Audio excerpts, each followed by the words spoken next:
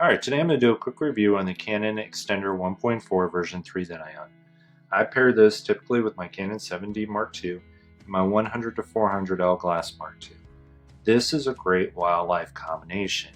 When you're pairing the 1.4 with the 100-400, it pushes out to 560mm on the long end, and instead of being a 5.6, it now pushes it out to an f8. Some people will complain that you have to balance the light issue, but if you're using this for wildlife photography, typically shooting in the daylight, you're not going to have an issue. At least I never have. Pairing the 1.4, the 100-400, and the Canon 7D Mark II, you can get out to about 896mm. This puts this at one of the longer lenses that you can buy. But there's a couple things to be aware of. As I mentioned earlier, when you get to the long end, this is an f8 and not a 5.6 anymore. So you do have to worry about the light, but for me, not an issue. I shoot in daylight all the time.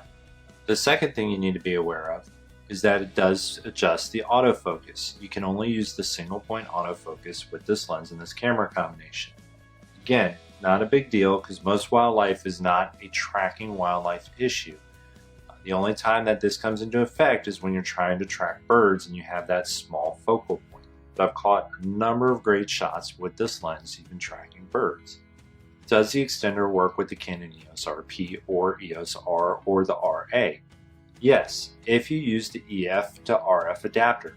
You can pair that to this extender and then finally to the 100-400, giving you a true 560mm full frame camera. I have done a couple of test shots with that combination. You can see here with the photo of my dog, this is a low light situation indoors pushed out to 560mm with the extender on my RP, and the photo turned out great. You just have to understand the other settings on there, your ISO and your shutter speed. If you can do that, this will work with all combinations of mirrorless and DSLR cameras. So would I recommend this? At $429 brand new, it's borderline. The reason I say it's borderline is you have to understand the limitations of this extender and what it does to your lenses. Pushing out an extra stop of light, limiting the autofocus is something you have to be aware of. Is it ideal for someone who's doing landscape photography? No, I've never used this once when I'm doing landscape. Is it ideal for wildlife? Absolutely. Sports and action? Maybe because of that autofocus. But if you can work with that, this is a great purchase and a great way to push a 100-400 out to 560mm on a full frame camera or to almost 900mm on a crop sensor camera. So, would I buy this again? Absolutely. I own it. It's not going out of my camera bag.